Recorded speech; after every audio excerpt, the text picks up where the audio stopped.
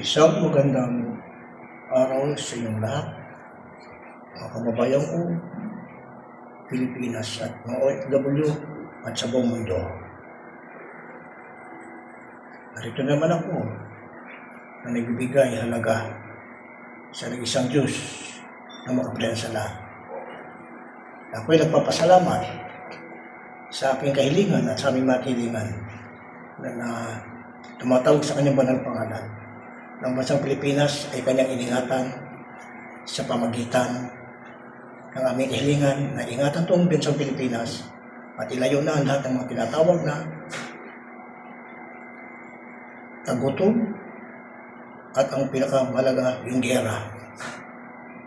O dakilang Diyos na makaparan sa lahat na milikha ng mundong ito. Maraming salamat po sa lahat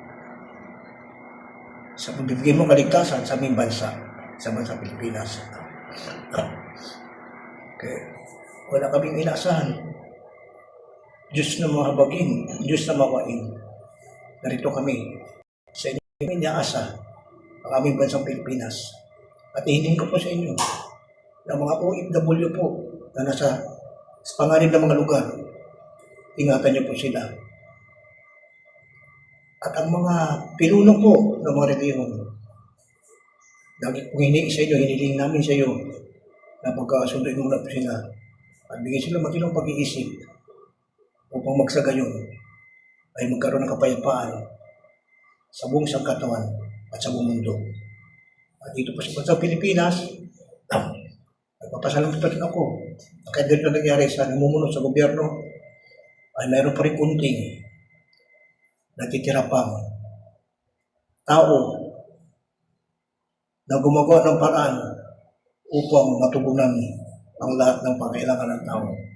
Magbigay ko na isang pinuno na karapat-dapat po sa iyo at pinuno na talagang magsisilbi ng buong katapatan sa taong bayan na hindi kurap, hindi mandarambong at higit sa lahat may takot po sa Diyos.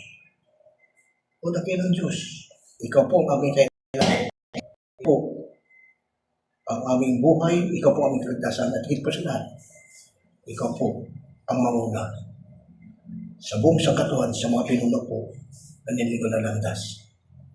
Maraming salamat po muli. Dakilang Diyos, na milikha ng mundo ito, purihin ang dakilat ng mabatang pangalan.